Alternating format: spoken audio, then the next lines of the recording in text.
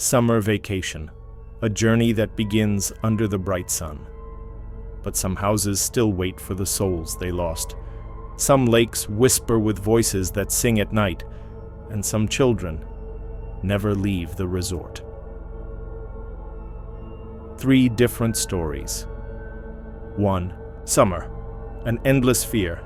Are you ready for the true nightmares of summer? Summer vacation, a journey that begins under the bright sun. But some houses still wait for the souls they lost. Some lakes whisper with voices that sing at night, and some children never leave the resort. 3 different stories. 1. Summer, an endless fear. Are you ready for the true nightmares of summer? We were 4 friends, me, Burak, Elif, and Murat, who had gone to a small seaside town for summer vacation. The first days were perfect, the salty sea, the warm sun, and bonfires on the beach at night. One evening, while we were sitting on the shore, an old fisherman came by. He pointed at a large house hidden among the pine trees overlooking the sea. "Don't go up there, kids," he said. Burak laughed. "Why not? Is it haunted?" The man didn't smile. "That house has been empty for years, but every summer night the lights turn on. Some who went in never came out. The ones who did never came back to town." That only made Burak more excited. He said, "Perfect adventure for us." At 11 o'clock we grabbed our flashlights and went into the pines. The door was chained shut, but Murat forced it open. Inside, instead of mold or dampness, the air smelled of cleaning products. Lemon cologne. In the living room, a table stood with an unfinished card game on it. On the walls were faded family photographs of a mother, father, and a little girl. Elif whispered, "It's like they just left yesterday." We went upstairs. In one room, a blue dress lay on the bed, wrinkled, as if someone had just taken it off. Burak tried to make a joke, but before he could, the front door slammed shut. We ran downstairs. The door was wide open now, the chain unhooked from the inside. Heavy footsteps echoed on the garden path, but when we followed them, they suddenly stopped.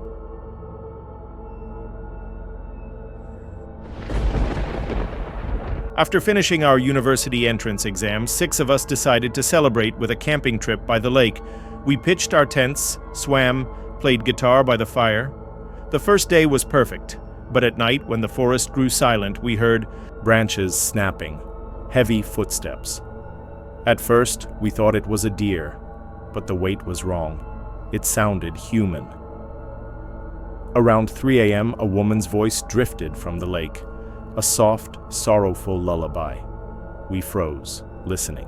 None of us dared leave the tent.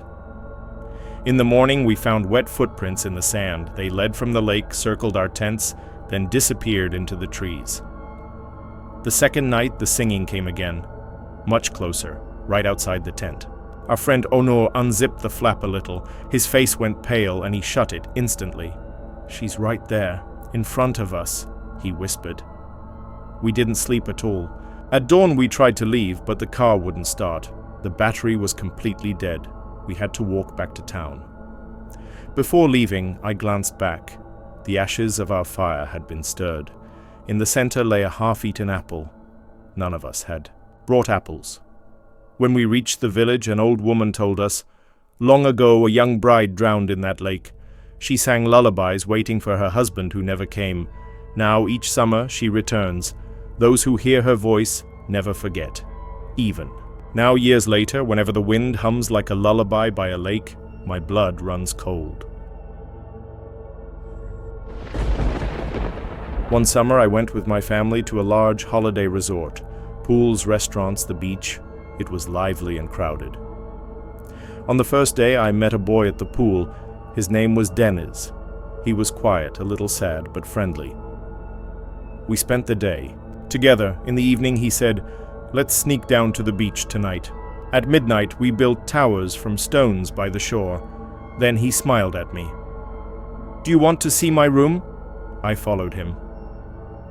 We walked to the farthest, darkest part of the resort, to an abandoned building with broken windows and blackened walls. Inside it was empty. Only a single old suitcase sat in the corner. Denise opened it. Inside were faded shirts and broken toys. "These are mine," he said. I froze. My skin crawled. I ran back to our room. My father went to the reception and asked if there was a boy named Dennis staying there. The staff looked at him in shock. "No child by that name is here. But 10 years ago, a fire broke out in that building. A little boy died inside. His name was Dennis." The rest of the vacation was a torment. I kept hearing his laughter among the other kids. At night, a small hand tapped on my window. Even when we returned home, I wasn't free. On the bus, I saw a small shadow pass by the window. Sometimes I felt like he was sitting right next to me.